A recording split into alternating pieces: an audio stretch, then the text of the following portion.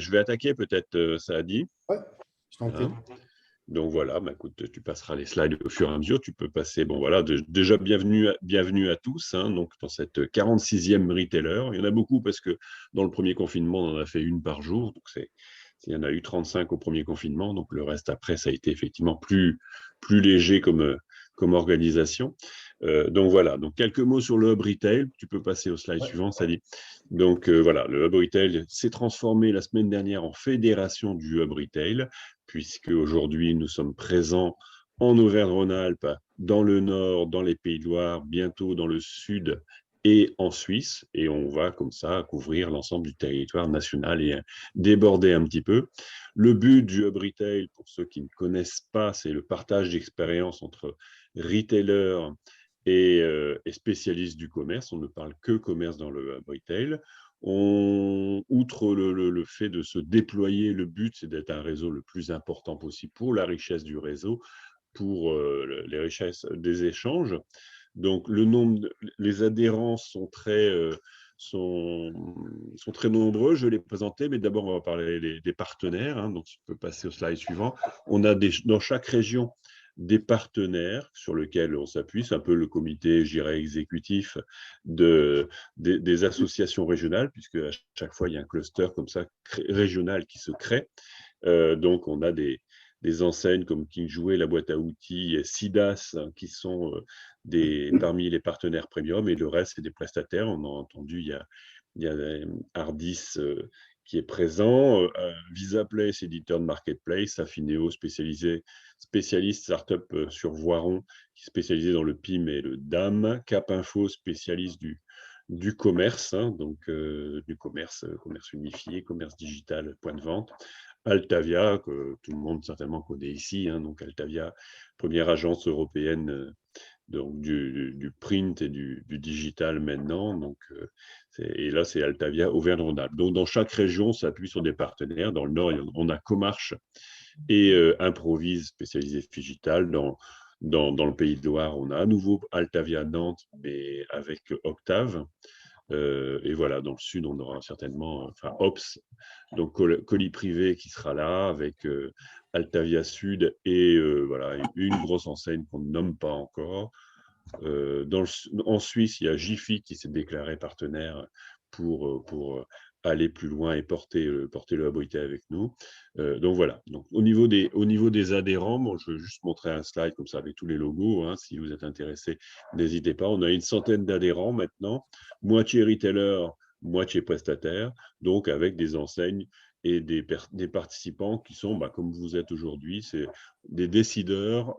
Côté enseigne, on est plutôt au niveau de directeurs digitaux, directeurs e-commerce, et en fonction des sujets, ça peut être directeur logistique, hein, donc, puisqu'on travaille aussi le marketing, le digital, la logistique, enfin, tout ce qui concerne le commerce. Hein, donc, en fonction des sujets, du lieu quand on sera en présentiel, hein, donc, et de la disponibilité des gens, ça peut être différentes personnes, des enseignes qui participent à nos rencontres. Donc, je ne vais pas m'étendre plus. On va d'abord remercier les intervenants de la haute société Media Keys et Mazda, donc qui va témoigner de ce qu'il a subi avec Media Keys.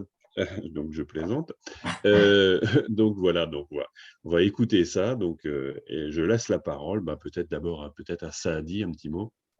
Bonjour à tous. Merci Olivier pour l'invitation. Merci de nous recevoir et d'être ici tous présents pour cette prise de parole autour du partage d'expérience entre Mazda et la plateforme MediaKeys. Je vais vous présenter brièvement la haute société parce que du coup, on connaît le Hub Retail, on est adhérent du Hub Retail depuis quelques années, mais du coup, on a subi non pas subi, mais on a eu des changements dans l'organisation depuis un an et du coup, ça nous paraît pertinent en tout cas de vous donner de la lisibilité sur qui on est aujourd'hui et où on va. Ça vous donnera aussi quelques perspectives et quelques éléments de contexte autour de cette prise de parole. Donc la haute société, nous, on est une agence qui à la base est créée en 2005, on est entre Grenoble, Paris et Lyon et on est une cinquantaine de personnes où notre travail, ça a toujours été en fait de construire des feuilles de route stratégiques avec nos clients et de travailler sur la proposition de valeur, la lisibilité de cette proposition de valeur et sur la façon avec laquelle on adresse des expériences qui font la différence au regard des bassins d'audience qu'on vient adresser. Donc, on fait ça depuis 16 ans. Et voilà, les 3 points clés d'un point de vue stratégie, c'est vraiment le positionnement marketing de l'offre, le design d'expérience et la visibilité média, la génération de trafic qu'on opère et qu'on va en opérer de plus en plus grâce au rapprochement qu'on a avec MediaKeys dont je vais vous parler. Notre finalité, notre mission principale, ça a toujours été cette vision d'être un business amplifier pour nos clients et donc de façon très pragmatique et très héroïste, de trouver les bons moyens de faire du canal digital un levier d'acquisition stratégique. On marche sur 2 jambes puisqu'on crée des feuilles de route, mais on le fait avec pragmatisme également puisqu'on les exécute. Et donc, on est une agence qui marche sur ces 2 pieds avec à la fois la partie vision et la partie exécution. Grâce au rapprochement qu'on a eu avec MediaKeys il y a 1 an maintenant, ça nous permet d'avoir une dimension internationale. MediaKeys est un groupe média indépendant français avec 16 bureaux dans le monde qui a la capacité du coup à faire de l'acquisition média et de déployer du coup des campagnes dans le monde entier. Donc pour des business européens qui veulent s'implanter en Asie ou en Amérique du Nord ou inversement pour des clients asiatiques qui voudraient se déployer en Europe ou dans d'autres parties du monde. Donc, depuis le bureau parisien, on a une capacité du coup à adresser différents marchés de façon locale avec des bureaux qui ne sont pas des boîtes aux lettres, mais avec des vraies personnes qui sont à l'intérieur et qui sont là pour du coup accompagner avec une vraie connaissance des territoires. Donc, du coup, ça nous permet vraiment d'avoir une approche qui est full funnel et du coup d'être vraiment sur l'ensemble de la chaîne digitale et même en offline aujourd'hui et d'être vraiment à tous les points de contact d'un besoin qui peut être latent, non exprimé, jusqu'effectivement à une perspective de fidélisation et d'intensification des relations avec vos clients. Donc, sur chacun de ces points de contact, nous, on vient adresser des expériences qui font la différence, qui créent la préférence de marque et qui permettent du coup aux audiences du coup d'avoir ce lien privilégié avec la marque et vous d'augmenter votre business en ayant une proposition de valeur qui du coup se complète dans les attentes de vos personas et de vos clients. Voilà un peu qui on est et ce qu'on fait. Ce que je disais, effectivement, on a à chaque fois des personnes qui sont là pour vous accompagner sur la construction de ces feuilles de route et de vous amener cette partie stratégique, cette vision business et du coup cette direction conseil. Et puis des équipes qui sont là pour produire, déployer, améliorer en continu les feuilles de route qu'on a pu construire ensemble. On le fait au travers de 5 grandes expertises qui ne sont pas étanches, au contraire, où à chaque fois, on a des experts et des gens qui sont là pour réaliser. Donc, avec une grosse partie qu'on appelle Customer Experience, donc c'est comment on arrive à designer des expériences qui font la différence et du coup des parcours qui correspondent à ce qu'attendent les gens au travers d'un marketing et des parcours qui sont sans friction, omnicanal et sans couture. Un pôle de création qui est, on va dire, très teinté, branding, éditorial, comment on arrive à donner du sens et du corps à l'expérience qu'on a designée. Bien sûr, une partie média où du coup, on va créer de la visibilité, on va générer de la visibilité sur les dispositifs qu'on a créés. Une partie design qu'on a appelée design parce qu'elle est un peu plus industrielle quand on accompagne les grands comptes sur la façon dont on sait, on va dire, être une partie prenante de leur factory ou de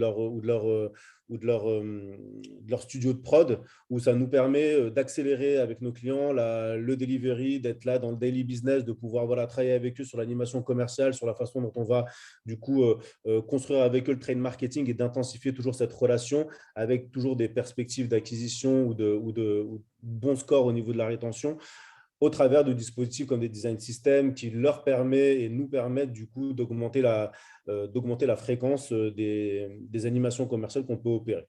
Donc là, on est vraiment sur une façon de s'intégrer aux équipes de nos clients pour du coup faciliter à la fois la prod, mais du coup aussi sans dégrader l'expérience au travers de ce qu'on peut réaliser ensemble. Et donc, une petite tech, du coup, donner vie à tout ça. Monsieur Alexandre Perruchon, si vous pouvez couper votre micro, s'il vous plaît.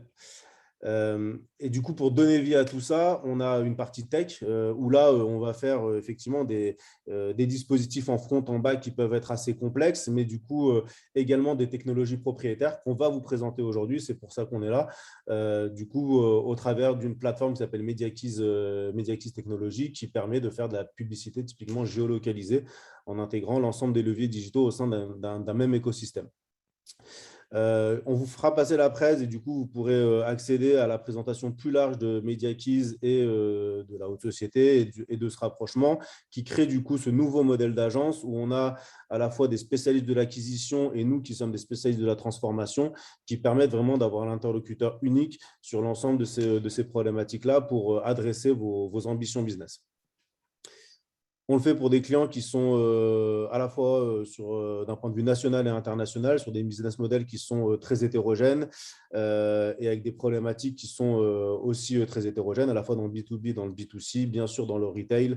On parle de SFR, Société Générale, Adidas ou Intersport, pour qui on travaille depuis plusieurs années sur ces problématiques de trade marketing, ou typiquement Botanique, avec qui on avait fait une prise de parole avec le Hub Retail il y a déjà quelques années, autour de l'application fidélisation qu'on a conçue et déployée avec eux. Voilà, donc des enjeux qui sont toujours, on va dire, différents, qu'on sait adresser avec pragmatisme et expertise à chaque fois dans la durée. Je passe la parole du coup à Anne-Sophie et Guillaume qui vont du coup nous faire un retour d'expérience autour du déploiement de cette plateforme MediaKeys pour vous permettre de mieux appréhender effectivement cette publicité géolocalisée. Juste peut-être un petit mot, Sadi. Juste indiquer, bon, tout le monde connaît maintenant le principe des visios. Mais en tout cas, s'il y a des questions, n'hésitez pas à utiliser le chat, hein, c'est fait pour. Donc, on récupérera les questions et on y répondra à la fin. Donc voilà, je laisse la parole à MediaKeys et Mazda. Merci Sadi, merci Olivier pour votre invitation. Merci Guillaume pour d'être là parmi nous aujourd'hui pour témoigner. Avec grand plaisir, avec grand plaisir. Juste quelques petits mots sur voilà, MediaKeys, comme Sadi l'a expliqué, on est un groupe international créé en 93, 100% indépendant, donc c'est une équipe à travers le monde et on accompagne vraiment des clients marquants réseau dans toutes leurs problématiques de communication locale, multilocale, multi-pays sur l'ensemble du monde. Et le parti pris de notre président était de réinvestir l'ensemble des bénéfices du groupe dans le développement de technologies pour automatiser les échanges, rendre accessible la publicité digitale locale pour tous, lever l'ensemble des freins et vraiment être le plus efficace possible dans cette gestion locale. Donc, c'est pour ça qu'en 2010, on a développé cette plateforme MediaKeys qui a une DSP en son cœur, donc un système d'achat automatique auquel on a rajouté tout un tas de services pour vraiment aider au mieux les marques en réseau comme Mazda dans la gestion de leur communication digitale locale.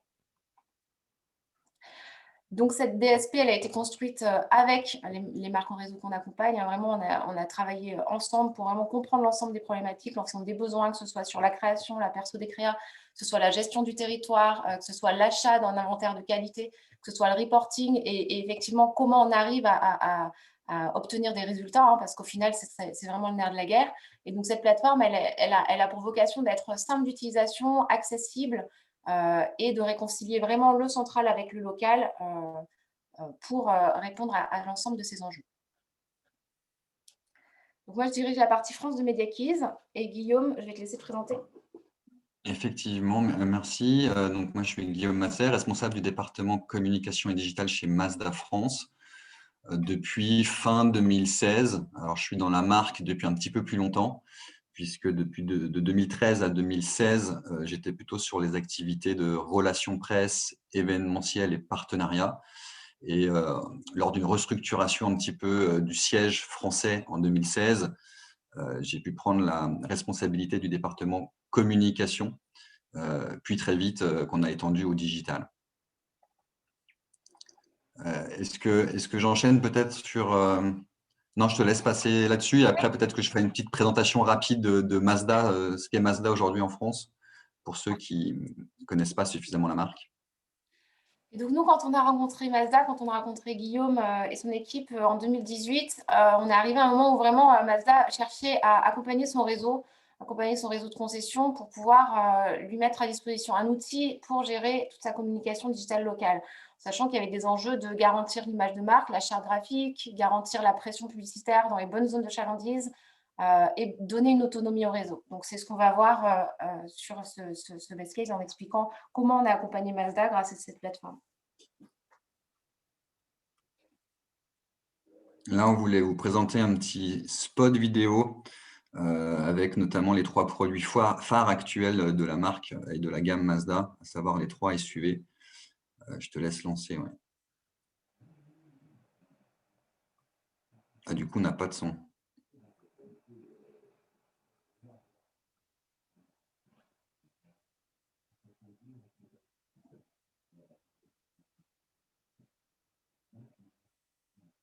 Je ne sais pas si vous avez eu le son. Ouais. Non, on n'a pas eu le son.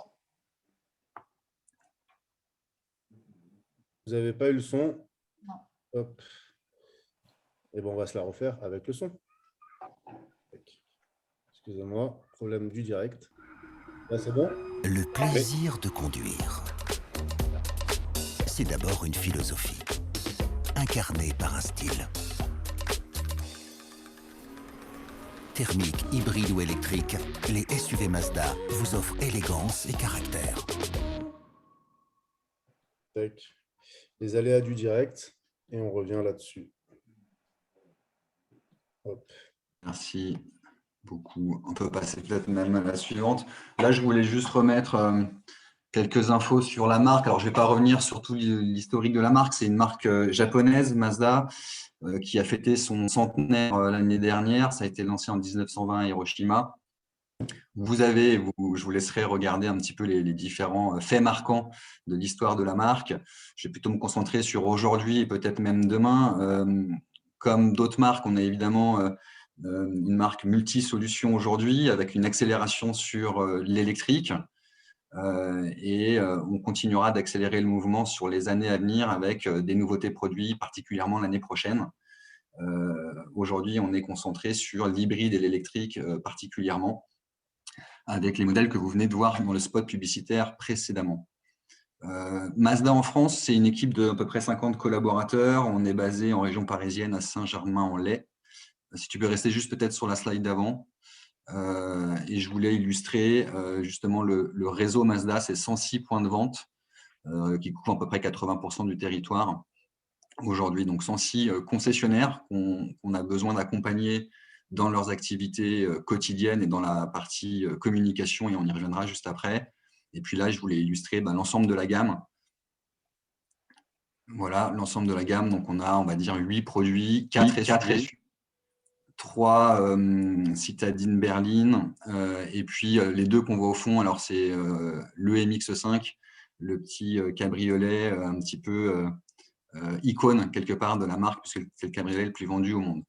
Aujourd'hui, en quelques mots, l'ADN de Mazda et le positionnement, c'est une marque un petit peu plus atypique qui mise vraiment sur le design et le plaisir de conduire.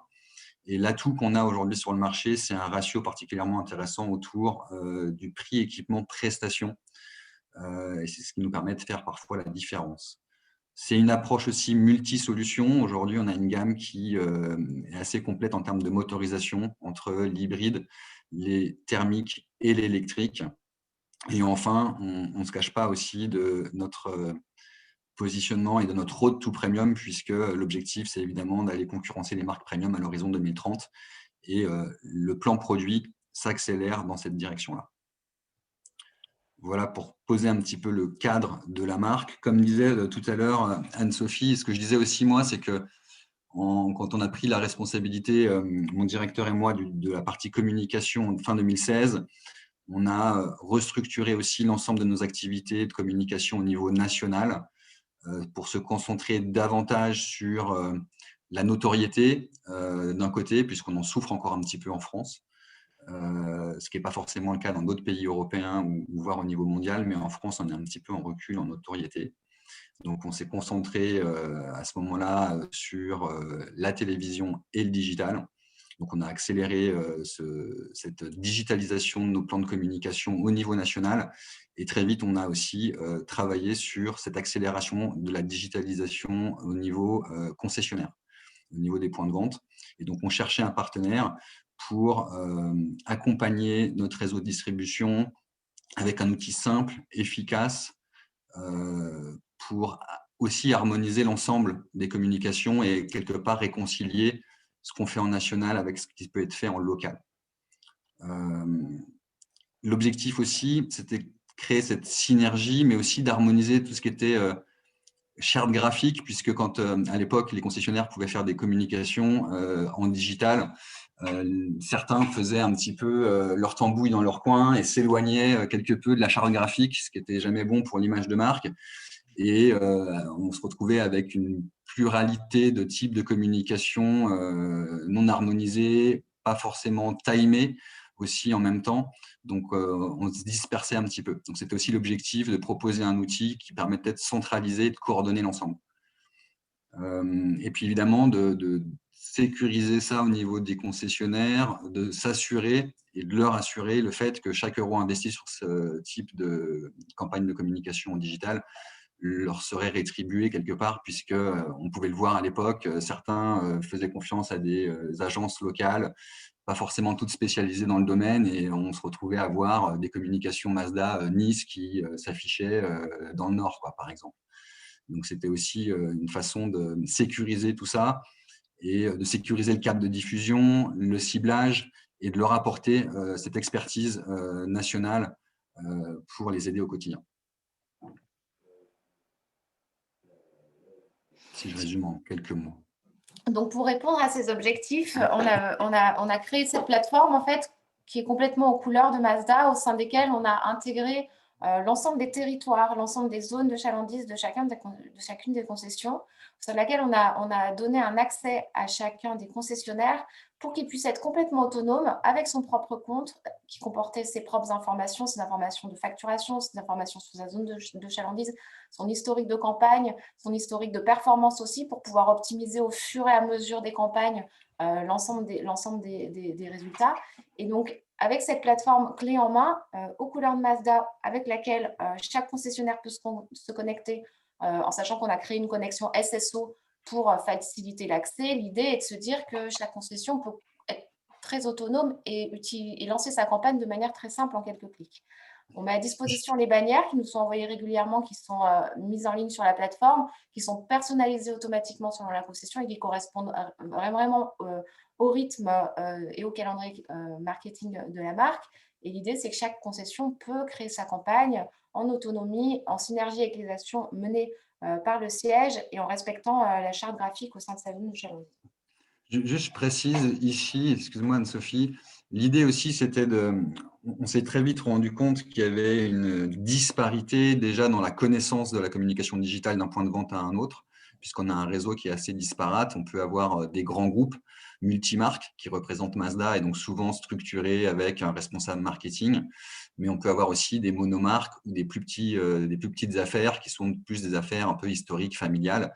Donc, une disparité des connaissances du milieu digital vraiment importante. Et donc, l'idée, c'était aussi de faire monter en puissance ceux qui étaient un petit peu plus novices sur ce domaine-là, en leur simplifiant le travail. Tout en parallèle aussi, on a demandé, voire imposé aussi, un minimum d'investissement de communication sur le digital auprès des concessionnaires. Puisqu'évidemment, c'est le nerf de la guerre et qu'on se rendait compte qu'il n'y avait pas suffisamment de dépenses sur le digital orchestré en concession.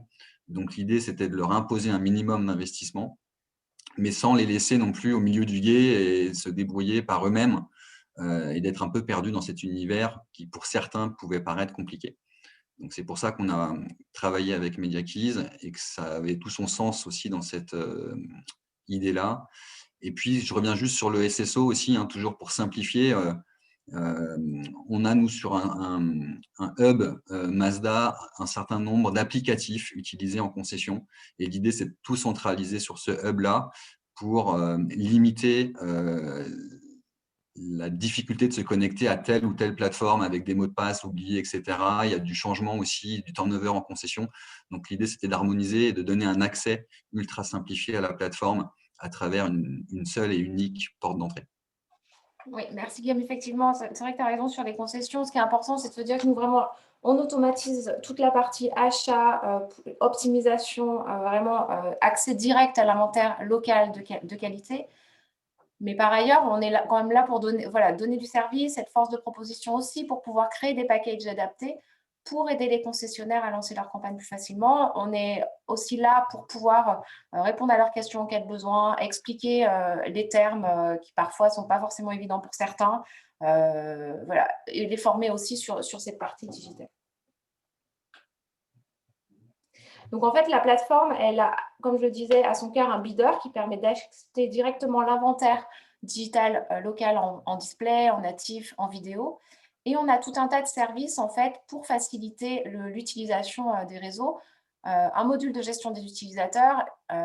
L'idée ici est de se dire qu'on attribue des droits en fonction de l'organisation du réseau.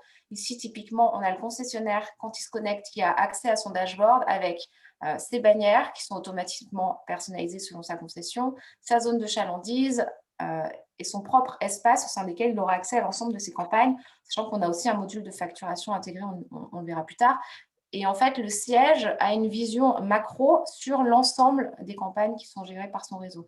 Donc, on a une autonomie des concessionnaires, mais on a une maîtrise du siège qui peut avoir un accès à l'ensemble des campagnes qui sont gérées, à l'ensemble des performances. Donc, tout ça pour répondre à cet objectif de réconciliation, effectivement, et pour travailler vraiment les actions en synergie, travailler le local en synergie avec le national pour vraiment amplifier les campagnes et optimiser les résultats. Les GeoBuilder, cette partie, elle est très importante parce que voilà, le territoire, c'est vraiment crucial dans cette communication. C'est-à-dire qu'on va respecter les zones contractuelles, qu'on va travailler à l'IRIS. L'IRIS, c'est le quartier, c'est moins de 2000 foyers. Et donc, on va vraiment construire la communication au sein des zones vraiment adaptées. On n'est pas sur un radius, on travaille de manière bien plus fine et on adapte aussi les ciblages au fur et à mesure des campagnes. Parce que sur ces zones de chalandise au sein desquelles on diffuse, au sein desquelles on a une pression publicitaire qui est garantie zone par zone pour éviter la déperdition, on a aussi la capacité de pouvoir avoir une vision un petit peu plus précise sur l'ensemble des zones, des zones qui auront le mieux marché. Donc, en fait, on a une heat map avec tout un système de couleurs qui nous montre les zones au sein desquelles les campagnes réagissent le mieux. Et ça nous permet d'optimiser aussi nos campagnes au fur et à mesure.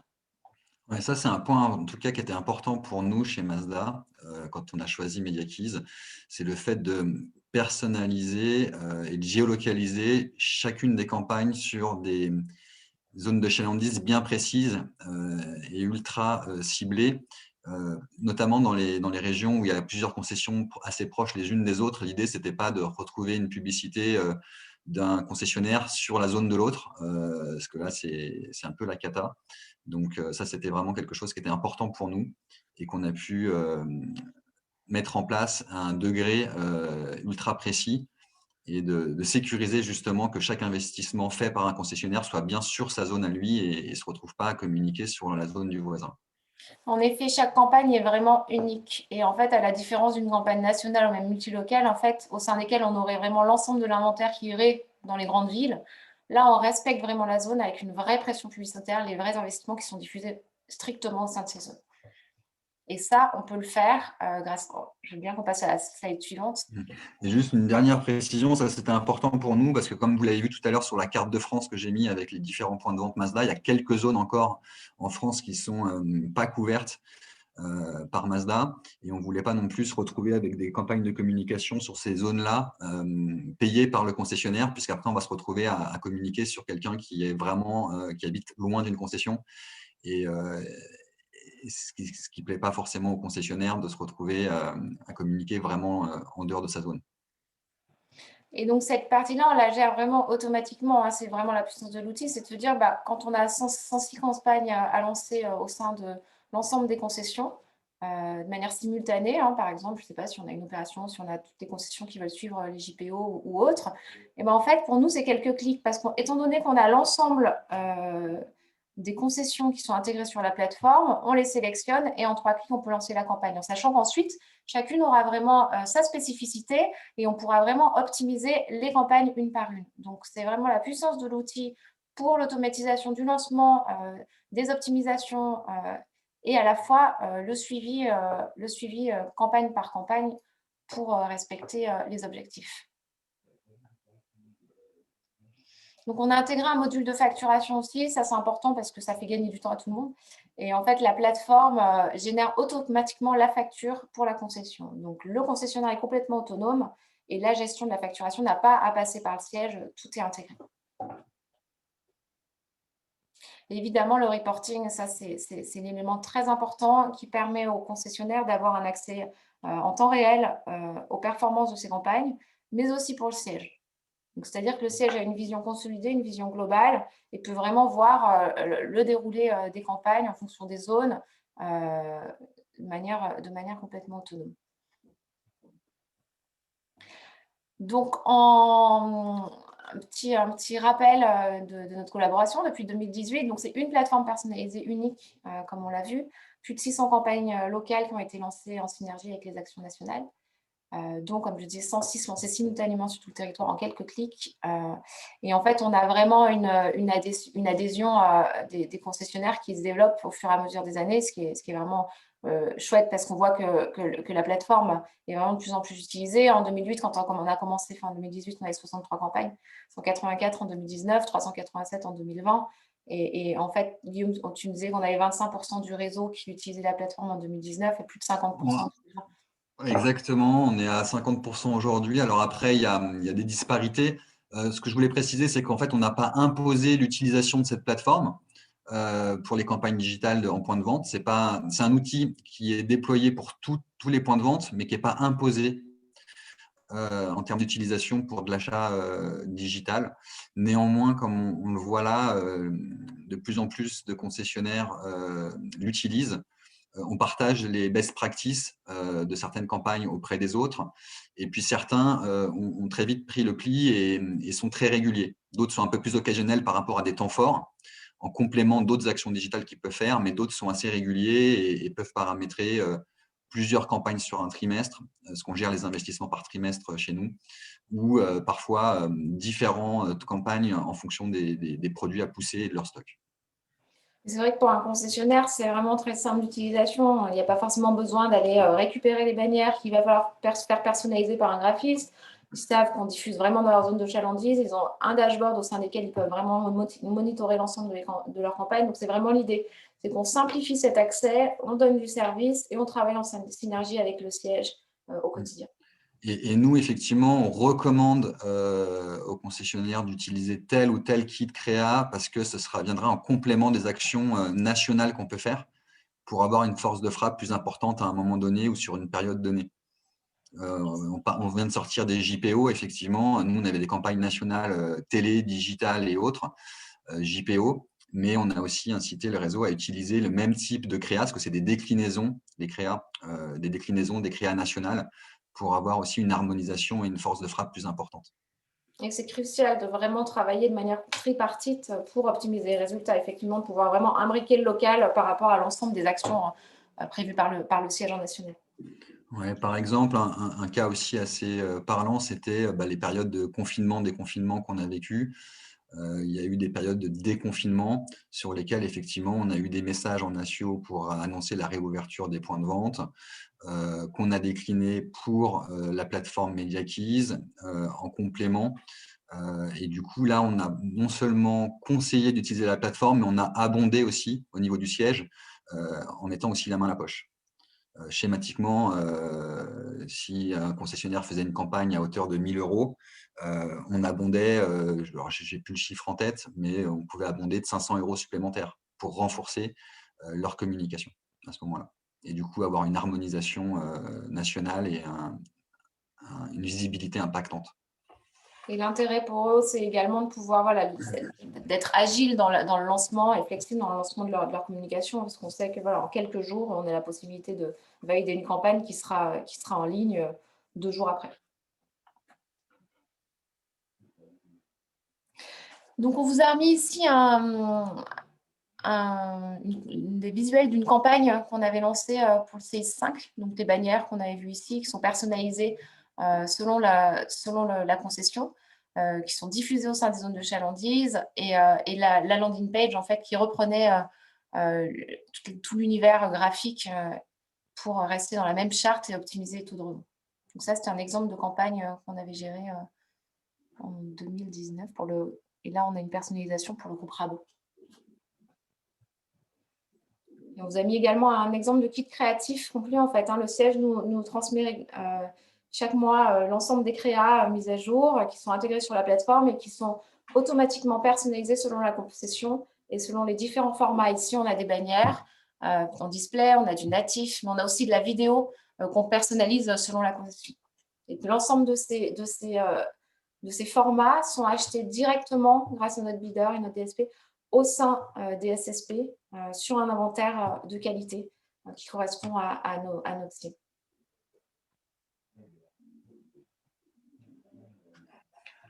Du coup, en quelques lignes, en résumé rapide, en termes de partage d'expérience de notre côté chez Mazda, je voulais un petit peu différencier ce partage ou se résumer en 3 points. D'abord, d'un point de vue concessionnaire, en local, c'est ce que je disais, hein, c'est l'harmonisation avec le Natio et le fait de réconcilier et d'être plus fort en pression publicitaire sur les temps forts en particulier. L'autonomie, la simplicité d'utilisation en concession, on le disait aussi, il y a des vraies disparités de connaissances digitales d'un point de vente à un autre. Et donc, cet outil permet de faire monter en puissance ce qui était un petit peu à la traîne. La réactivité par rapport aux besoins du business, que ce soit pour renforcer un temps fort, comme on le disait, mais aussi par rapport aux problématiques d'objectifs, de stock en concession. Il y a plusieurs kits créa sur plusieurs modèles avec différentes offres, des offres LLD, des offres avec avantages clients et autres, qui peuvent utiliser en fonction de leurs problématiques et de leur stock personnel en concession. La géolocalisation qui était très important, j'y reviens pas, on en a suffisamment parlé. La transparence et le suivi des performances avec le suivi des campagnes et des résultats en temps réel et les rapports automatiques et automatisés en fin de campagne. La personnalisation, ça veut dire qu'on a mis, nous, des kits créa, comme vient de le montrer Anne-Sophie, mais le concessionnaire peut venir dans l'outil rajouter une ligne de personnalisation, que ce soit son adresse, que ce soit une offre spécifique sur la créa. Donc ça, c'est aussi quelque chose qui est important pour s'adapter davantage aux besoins du business et du concessionnaire. Et puis, ça permet justement de leur mettre la main au programmatique, un peu plus puissant sur nos cibles, puisqu'on a vu le cadre de diffusion et le ciblage en amont. Et ça, c'est important pour nous. Et puis, la difficulté, c'était quelque part aussi d'expliquer à l'ensemble du réseau qu'il fallait voir cet achat digital programmatique, non pas comme je dépense, je ne sais pas, 500 ou 1000 euros sur une campagne, donc je vais avoir tel résultat en drive to store ou en lead, en demande d'essai direct. C'est quelque part aussi comme de l'affichage classique sur sa zone de chalandise qu'ils avaient tous l'habitude de faire, d'acheter des grands panneaux 4x3. Néanmoins, là, ils achètent et ils dépensent de l'argent sur les bonnes cibles et ils vont aller faire de la répétition. Donc ça, c'était important aussi d'avoir en tête et de leur expliquer qu'il y avait vraiment 2 aspects dans ces campagnes MediaKeys, MediaKeys. C'est d'un côté notoriété sur la zone de chalandise, de l'autre côté, évidemment, performance avec du drive to store. Et puis, le deuxième point, c'était sur les campagnes multilocales. On le disait, sur les temps forts, on peut abonder, on peut inciter particulièrement l'utilisation de la plateforme et les investissements, soit imposer une campagne, soit la promouvoir en rajoutant du budget pour ceux qui investissent sur cet outil-là à ce moment donné.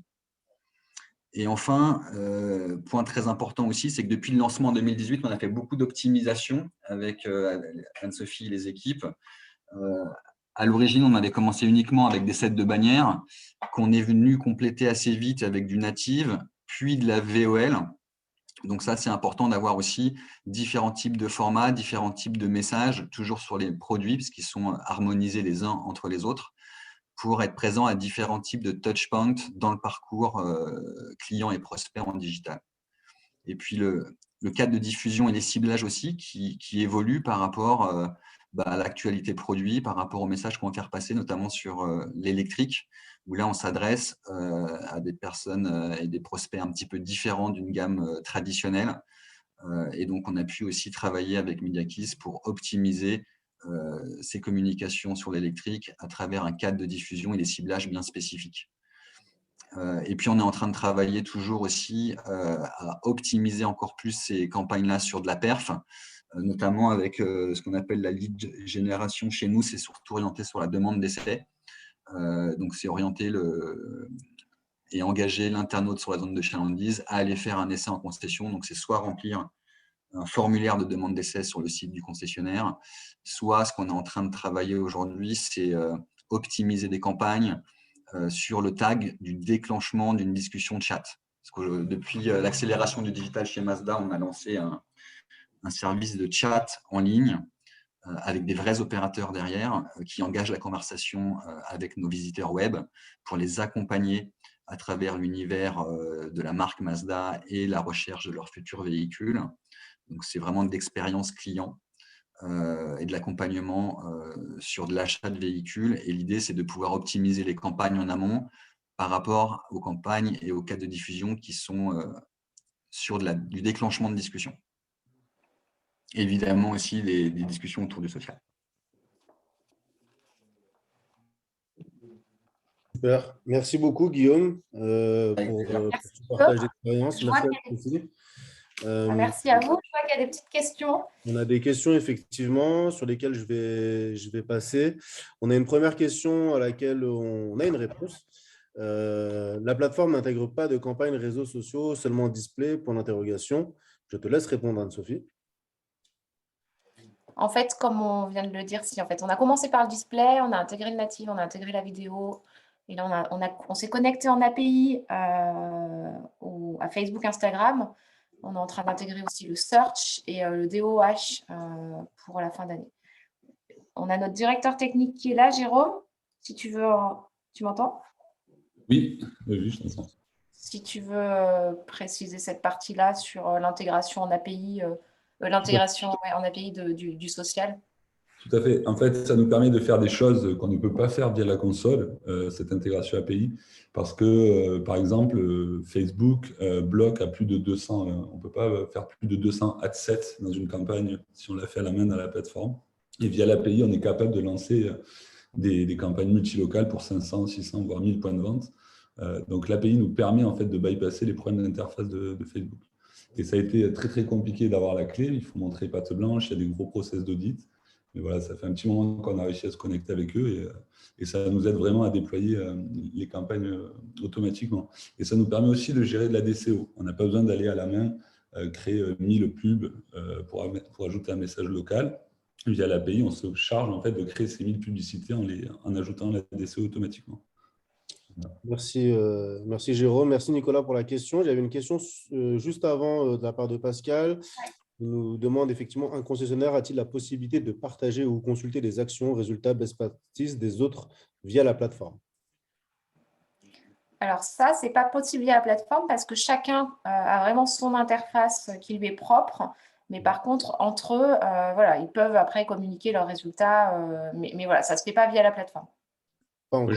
J'avais une question peut-être complémentaire sur le réseau. Est-ce que c'est que des indépendants ou il y a des succursales chez Mazda? Non, c'est des indépendants. D'accord, ok. Je déroule également encore la liste de questions de la part de Pascal. Comment coordonnez-vous avec la plateforme les timings des campagnes nationales et locales? Et quel est le modèle économique de la plateforme? Alors, je peux peut-être répondre à la première. Je vais laisser Anne-Sophie répondre à la seconde. Mais pour la première, on ne le gère pas à travers la plateforme. À travers la plateforme, on prépare en amont, nous, au siège, les kits créa et les nouvelles offres et donc tous les supports de communication. Pour coordonner l'ensemble des timings, on le fait par d'autres canaux en interne qu'on utilise sur beaucoup de sujets au travers de la communication. Et donc, c'est un canal qu'on utilise prioritairement pour toute la coordination. Donc, on dissocie les deux. On peut très bien imaginer au travers de la plateforme, tu me dis Guillaume si je me trompe, mais d'avoir une campagne nationale qui est lancée sur une grosse phase de notoriété et puis après reboucler au sein même de la plateforme sur un timing qui est défini au niveau de la conversion sur une demande d'essai spécifiquement adressée à la concession. Ça peut aussi, on pourrait très bien travailler la plateforme via ce biais-là. Alors ça, je vous laisse répondre pour techniquement comment on peut réagir à la plateforme. Nous, côté Mazda, on n'utilisera pas ce type on n'utilisera pas la plateforme pour coordonner les actions puisqu'on a d'autres canaux pour gérer ça en interne. Par contre, effectivement, on a tout à fait la possibilité de pouvoir lancer du nation, du multilocal et du local de manière complémentaire et coordonnée. Sur le modèle économique, en fait, on a des frais de setup pour vraiment créer la plateforme, intégrer l'ensemble des zones, intégrer l'ensemble des spécificités techniques qui correspondent à chaque réseau. Et après, on est sur un modèle de CPM fixe garanti. Tout à fait. Après, on a une autre question de David qui nous demande comment on arrive à mesurer le drive to store malgré les problématiques de non-consentement sur le tracking. Et on a des réponses. Anne-Sophie? En fait, on a des possibilités de mesure du drive to store en appliquant des outils tiers qui sont Keros avec des boîtiers, AdSquare avec des études en fait qu'on intègre. Là, en l'occurrence, on n'a pas intégré ça. On était plus sur effectivement des KPI liés aux interactions avec avec le chat, la génération de leads, effectivement, pour Mazda. Après, la question de David, elle est pour moi beaucoup plus vaste que simplement la plateforme MediaKeys et ces campagnes-là. C'est une vraie question qui concerne tout le monde aujourd'hui, que ce soit des campagnes locales ou nationales. Effectivement, avec les cookies tiers et les problématiques de non-consentement, on va se heurter à cette mesure et même aux analytics qui vont devenir partiels, quoi. C'est sûr. Il y a forcément un impact, effectivement, hein, qu'on voit tous avec l'intégration des CMP, sur une disparité entre les clics et effectivement les sessions générées. Il reste quand même quelques outils physiques derrière pour mesurer le drive to store qui permettent au travers, je ne sais pas si tu veux explorer ce sujet-là, Anne-Sophie. Oui, c'est les beacons dont je parlais, effectivement, qui permettent d'installer au sein des points de vente des boîtiers qui permettent de traquer les personnes qui se rendent dans les points de vente et puis de sortir vraiment le trafic incrémental qui aura été généré à l'issue de la campagne. C'est David, le sens de ma question, c'était évidemment comment est-ce qu'on compare l'efficacité de ces campagnes locales par rapport à d'autres actions qui peuvent être mises en place sur d'autres leviers digitaux avec les moteurs de recherche et autres. C'est la question qu'on se pose constamment. Qu'est-ce qui est le plus efficace quand il s'agit d'arbitrer entre telle action et telle action? En fait, c'est assez complémentaire parce qu'on est vraiment sur un système de funnel, avec vraiment les actions top of the funnel, effectivement, qui vont nourrir aussi toutes ces actions vraiment de last click. On est sur une complémentarité d'actions et de leviers qui arrivent vraiment à différents niveaux du parcours, de l'intention jusqu'à l'achat final. Oui, quand on peut tout faire, Anne-Sophie, quand on a des gros budgets. Ouais, c'est ce que j'allais dire, moi aussi, j'allais intervenir, pareil. C'est sûr que nous, aujourd'hui, un concessionnaire qui utilise régulièrement la plateforme, ceux qui l'utilisent vraiment régulièrement, ça monte jusqu'à un tiers, 40% vraiment pour les gros utilisateurs de leurs investissements sur le trimestre. Ouais, quand même. Évidemment, l'idée, ce n'est pas de tout miser uniquement sur ce canal-là. Quand bien même maintenant, à travers la plateforme, on a de la VOL, du native et de la bannière. Mais effectivement, il y a d'autres touchpoints qu'il faut aussi préempter. Il y a le search, si on reste sur le digital, il y a le social. Et l'idée, c'est de trouver le juste équilibre entre tous pour être toujours sur, notamment en concessionnaire, l'intérêt, c'est d'être focusé sur les intentionnistes auto et au moment de la recherche de la shopping list, quoi. Alors qu'au national, on a, en tout cas chez nous, deux types de campagnes, beaucoup plus de la notoriété, comme je disais, où on en souffre encore un peu, et des campagnes vraiment drivées à la performance sur ces cibles-là, intentionnistes bout de funnel. On a une dernière question de Pascal au travers de la plateforme, si elle gère les campagnes emailing et SMS, ou est-ce que c'est dans la roadmap? C'est dans la roadmap. Ce sont des choses qui sont en cours d'intégration. Jérôme, tu peux peut-être dire deux mots sur notre manière de fonctionner vraiment au quotidien en intégrant les leviers de manière très agile. Tout à fait. En fait, on essaye d'intégrer un levier tous les mois ou tous les 2 mois en fonction de la difficulté, on va dire, du périmètre. On a des équipes de développement très agiles et on est en ce qu'on appelle un développement continu et en livraison continue. C'est-à-dire que dès qu'une feature est prête, elle part en production. Alors bien sûr, il y a toute une batterie de tests automatiques et manuels, mais on est assez réactif et on rajoute, donc on peut faire une mise en prod par jour, voire 2, voire 3. Et là, effectivement, dans la roadmap, on a la partie DOH sur laquelle on est quasiment bon. On sera OK à la rentrée. Là, on est en bêta pour le moment. Et ensuite, on a commencé à regarder les channels comme TikTok, Waze, etc. Oui, Waze pour la rentrée, effectivement. Merci pour ces explications. Est-ce qu'il y a d'autres questions qui vous sont venues au travers de cet échange? Olivier, tu en as toujours une qui traîne? Non, je voulais surtout interroger peut-être Johan. Johan, tu nous entends? Johan, 1001 Oui, piles. oui, Oui, bien sûr. Johan, je ne sais pas comment vous gérez, vous, justement, chez 1001 piles, ces communications locales. On ne les gère pas. On est complètement centralisé par rapport à l'intégralité de toute la gestion de ces différents canaux. Alors sûrement aussi puisque nos magasins sont sur des modèles d'équipes qui sont très courts. Hein. On est sur des équipes magasins qui sont 2 ou 3 personnes. Et nos franchisés, puisque contrairement à Mazda qui est effectivement que des franchisés, on a des intégrés et on a des franchisés. Nos franchisés eux aussi sont sur des équipes assez courtes et sur des niveaux de maîtrise de ces canaux qui est très light. Je m'interroge d'ailleurs à mettre en place des formations là-dessus, puisque c'est un vrai problème, la maîtrise de ces outils. Okay. Je sais pas, Pascal, peut-être pose la question en direct. Je vois que tu viens d'écrire une question. Plus simple, on est d'accord. Ouais, comment vous avez géré l'accompagnement des concessionnaires sur cette plateforme? Je ne parle pas de l'accompagnement financier, hein, je parle de l'accompagnement de lancement de l'outil, métier, bonne pratique. Ouais. Alors, on a déjà fait un guide pratique, un pas à pas. De toute façon, la plateforme est super bien faite, donc elle est déjà très intuitive, même sur quelqu'un qui connaît assez peu le digital. En quelques clics, la campagne est paramétrée, lancée. Donc déjà, la plateforme est super intuitive. Et nous, on a fait quelques sortes de webinars de formation, parce qu'en fait, quand on a accéléré la digitalisation de la communication en point de vente, on a imposé à ce que chaque point de vente nomme ce qu'on appelle un référent digital. Donc, c'est quelque part notre porte d'entrée pour tous les sujets de communication et du digital en concession. C'est cette personne-là qui… Alors, ça peut être la même personne quand c'est un groupe de multi-concessions Mazda. Ça peut être la même personne qui gère plusieurs points de vente.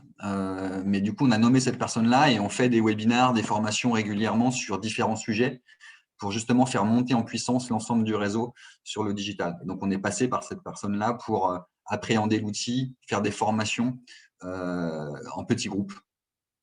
Et après, de notre côté, en fait, on a un account manager qui gère vraiment toutes les remontées que les concessionnaires peuvent appeler au quotidien. Et on a aussi une personne qui anime et donc qui appelle aussi les concessions pour savoir si, voilà, quel est leur retour, si elles ont des questions, quand il y a des problèmes pour se connecter sur la plateforme, elles savent qui appeler. Donc, elles ne sont pas laissées seules face à l'outil. En fait, il y avait trois choses même importantes. C'était effectivement nommer un référent chez MediaKeys vis-à-vis de l'ensemble du réseau Mazda, que ce soit la même personne qui connaisse justement la plateforme développée pour Mazda. Pareil chez nous, chez Mazda, moi j'ai une personne dans mon équipe qui connaît beaucoup mieux que moi d'ailleurs la plateforme, qui est vraiment opérationnelle dessus et qui travaille de manière régulière avec les équipes MediaKeys. Elle ne pouvait pas malheureusement être là aujourd'hui. Et puis, il y avait ce qu'on disait tout à l'heure, c'était le SSO. C'était aussi faire apparaître cette plateforme-là dans l'outil métier qu'on a en concession. Donc, ils se mettent sur leur plateforme Mazda où ils ont tous les applicatifs de l'ensemble de l'univers Mazda. Et cet outil-là, évidemment, cet accès privilégié et simplifié ici. En fait, ma question, je ne l'ai pas suffisamment précisée. Bon, là, vous répondez à une partie. C'est très bien, merci. Mais en fait, c'était plutôt sur la partie métier, en fait. Ce n'était pas tellement l'appropriation de l'outil, mais c'est comment vous les avez accompagnés sur qu'est-ce qu'il est pertinent de faire, quelle campagne, vers quelle cible. Parce qu'en général, dans les réseaux, c'est souvent les problématiques qu'on a, c'est de dire ça dégaine dans tous les sens. Donc là, vous avez, entre guillemets, cadré la forme, vous avez cadré l'outil, etc. Mais reste que je fais une campagne, est-ce que c'est pertinent de faire une campagne là, maintenant, sur cette cible-là Alors, nous, c'est le canal dont je parlais tout à l'heure. Nous, une fois par mois, on prend la parole vis-à-vis du réseau sur tous les sujets de communication. Chaque début de mois, donc là, ça part aujourd'hui. Et donc, on donne de la visibilité à l'ensemble des points de vente sur les 3 mois glissants qui arrivent, les temps forts, parfois plus, en fonction des grosses actualités qui arrivent, pour qu'ils puissent anticiper leurs actions de communication. Et donc, dans cette prise de parole qu'on fait de manière mensuelle, on donne des recommandations, que ce soit en termes de coordination locale, nationale, ciblage, actualité, etc. D'accord. Et ça, c'est un effort, je dirais, d'accompagnement que vous estimez faible, moyen, important? Alors, moi, je l'estime moyen. On a prévu, mais manque de moyens quelque part, ce que j'appellerais moi des Mazda Digital Days pour réunir justement toute cette population de référents digitaux. Donc, on a des newsletters qui partent auprès de tous. On partage les bonnes pratiques, on les alimente, mais c'est descendant quelque part. Évidemment, toute l'équipe qui est derrière moi au quotidien a des contacts avec chaque point de vente et les accompagne de manière réactive. Mais il nous manque encore de créer cette vraie communauté entre guillemets de référents digitaux et d'émulation. On a mis les bases, on a démarré, mais on a encore une marge de progression, ça c'est certain. C'était un peu le sens de ma question sur le partage des bonnes pratiques ou des résultats et des actions entre concessions, etc.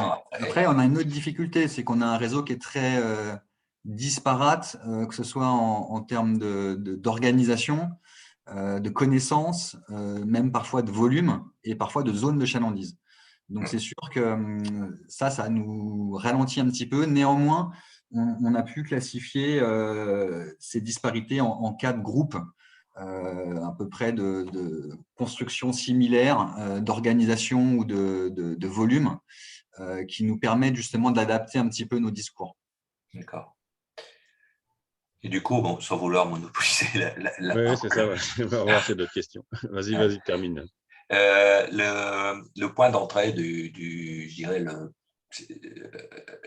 pour en tirer vraiment le bénéfice, etc., c'est quoi je veux dire, c'est quoi, c'est 20 points de vente, c'est 50 points de vente, c'est 100 points de vente. Alors, vous allez me dire, ça dépend du métier, machin, etc. Mais l'un dans l'autre, la mise en place d'un tel outil, ça devient pertinent, économiquement intéressant et ça apporte un vrai plus. Sur quel seuil, sur quelle taille à peu près? Alors, je vais peut-être laisser aussi répondre Anne-Sophie par rapport à leur business model à eux. En tout cas, pour nous, c'était de couvrir à peu près un tiers du réseau qui était très en retard sur le digital. Et de ce qu'on voit depuis le lancement, c'est justement ce tiers du réseau qui a l'habitude d'utiliser de plus en plus la plateforme. Et en plus, comme je disais, on a mis aussi, c'est pas une carotte, c'est même l'inverse, un seuil minimum d'investissement en digital. Aujourd'hui, quand on fait ça, et c'était notre volonté chez Mazda, ce n'était pas de dire vous devez investir X% de vos investissements de com sur le digital et on vous laisse faire tout et n'importe quoi. On vous accompagne, on vous donne les outils et après on regarde effectivement si les résultats ne sont pas au rendez-vous de leur côté en termes d'objectifs et de vente, on va creuser leur plan de communication, soit les accompagner en amont s'ils ne savent pas et qu'ils sont perdus, comme je le disais en one-to-one avec toute mon équipe qui est derrière moi. Soit on peut revenir derrière pour justement un petit peu taper du poing sur la table et pointer ce qui va. Le sujet. Sophie, peut-être avant de te laisser la parole, en combien de temps une enseigne qui démarrait de from scratch pourrait mettre en place une telle plateforme fonctionnelle pour son réseau? Et la deuxième question qui est un peu liée, comme ça tu auras la totalité, est-ce qu'il y a la plateforme, il faut la prendre dans la totalité ou il y a des services progressifs qu'un réseau peut-être moins expert ou moins développé ou moins puissant pourrait utiliser la plateforme crescendo, je dirais? En fait, c'est une plateforme qui est assez facilement mise en place pour un réseau à partir du moment où la maturité est là, où l'envie est là. C'est ce qui s'est passé pour Mazda qui avait vraiment ce besoin. En fait, l'idée, c'est de la mettre aux couleurs de la marque, intégrer les bonnes zones de chalandise et créer cette EP, l'ensemble des comptes pour l'ensemble des points de vente. Donc ça se fait de manière très simple. Et après, chacun a accès aux différents leviers que la marque, que le siège souhaite mettre en place pour son réseau. Donc ça, c'est très simple. Après, ce qui se passe, c'est que l'intérêt, c'est comme le disait Guillaume, c'est vraiment pour nous ce qu'on cherche à faire, c'est que les concessionnaires reviennent. C'est à partir du moment où ils reviennent et qu'ils intègrent vraiment l'outil dans leur communication locale de manière régulière, c'est super pour nous parce qu'on a des échanges avec eux, qu'on peut travailler les performances aussi au fur et à mesure des campagnes et qu'on arrive à être de plus en plus fin. Donc, pour moi, le setup, c'est quelque chose d'assez simple. Ce qui va prendre du temps, ça va être toute la formation du réseau, pour que la plateforme soit utilisée. L'explication des différents services, effectivement, quand on a des points de vente qui ont un degré de maturité qui est assez disparate, il faut fédérer tout le monde autour de l'utilisation de l'outil. Et donc, l'enjeu, il va être vraiment là. Et c'est pour ça que ça a marché avec Mazda, c'est que l'impulsion du siège va être primordiale. Et l'impulsion, l'accompagnement, la formation, le fait d'avoir des équipes chez nous aussi qui sont là au quotidien pour pouvoir répondre aux questions. Donc, on a vraiment il faut qu'il y ait vraiment cette volonté du siège de pouvoir unifier la communication et d'accompagner le lancement. Donc, techniquement, la mise en place, elle est simple. Après, il y a vraiment toute cette formation, toute cette pédagogie à mettre en place autour du lancement qui peut prendre du temps en fonction des réseaux. Il y a le lancement qui est effectivement primordial, mais derrière, il y a l'animation effectivement au quotidien. Ça fait un peu plus de 2 ans qu'on a lancé la plateforme.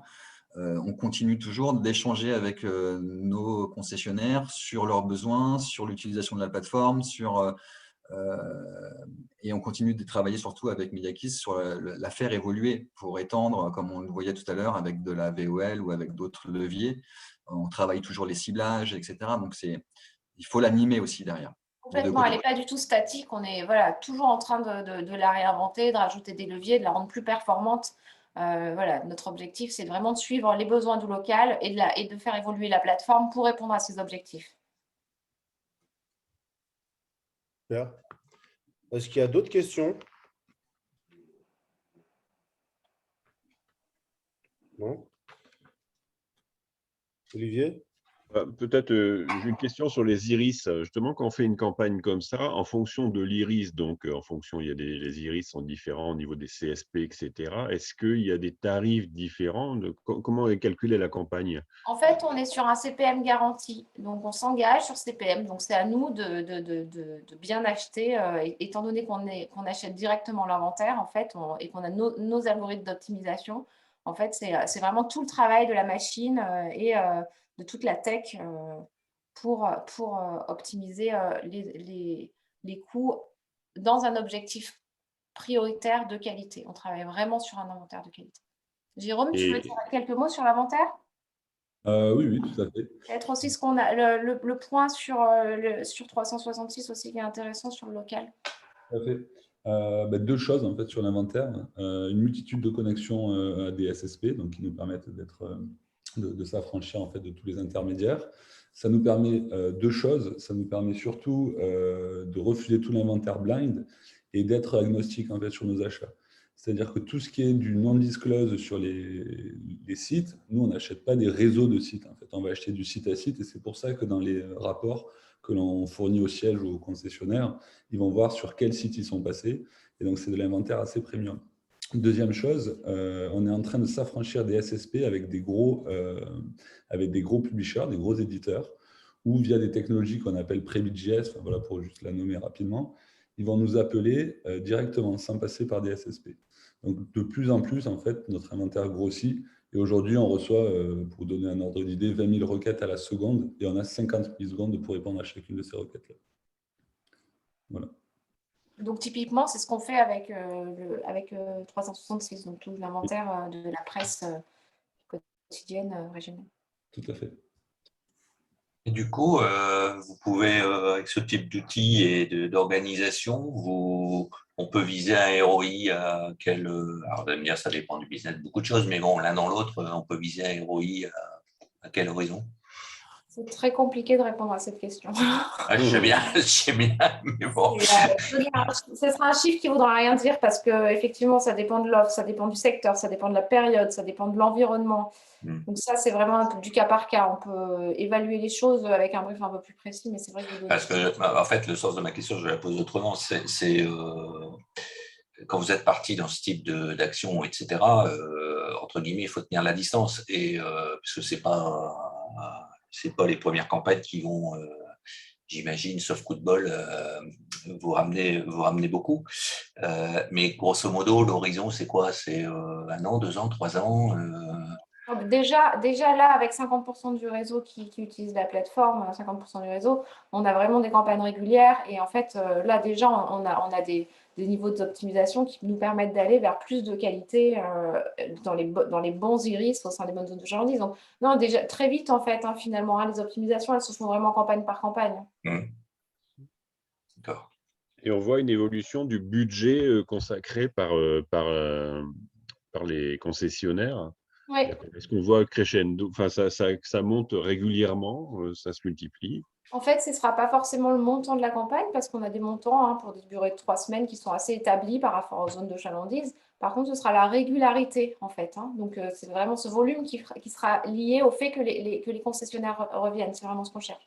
Pas forcément à avoir plus parce que quand on a un montant qui correspond à une zone et à une durée, c'est suffisant. Par contre, on a besoin qu'ils puissent revenir parce que ça prouve que ça fonctionne, qu'ils sont satisfaits. Oui, puis ça dépend aussi de l'actualité et des temps forts ou pas, parce qu'aujourd'hui, on est un petit peu. Alors, il y a eu les JPO récemment, mais il y a des périodes qui sont un petit peu moins temps forts et sur lesquelles il faut quand même réussir d'exister et travailler l'existant. Donc, on a aussi parfois des campagnes régulières sur le même produit. Aujourd'hui, je parlais, c'est l'électrique qui est un petit peu plus poussé que d'autres modèles. Aujourd'hui en concession, néanmoins, il y a aussi des stocks sur le CX-30 qui est un SUV hybride et qui se fait aussi en parallèle des campagnes électriques d'un point de vente ou un autre. Donc, c'est aussi la pluralité des messages qui joue aussi son effet là-dessus. On n'a pas entendu Guillaume Oudot. Je ne sais pas si le micro, si Guillaume est là, de chez Petzl. Allô, allô. À moins que ce ne soit pas Guillaume ou Guillaume Oudot, je ne sais pas. Voilà. Est-ce qu'il y a encore d'autres questions, d'autres réactions?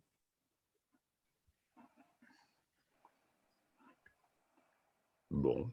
En tout cas, merci pour les questions et pour du coup votre attention. Ouais, merci à tous. Merci à Guillaume. Avec plaisir. Merci beaucoup à tout le monde. Voilà, merci beaucoup à l'équipe Mazda et merci beaucoup à la Haute Société et à Media Keys pour ce bel échange. Donc, on a enregistré. Donc, pour les adhérents, ça sera disponible sur notre plateforme communautaire. Et voilà. Donc, en tout cas, merci beaucoup et bonne journée à tous. Merci à vous. Merci, au revoir. excellente journée. Bonne journée à tous. Au revoir. Au revoir.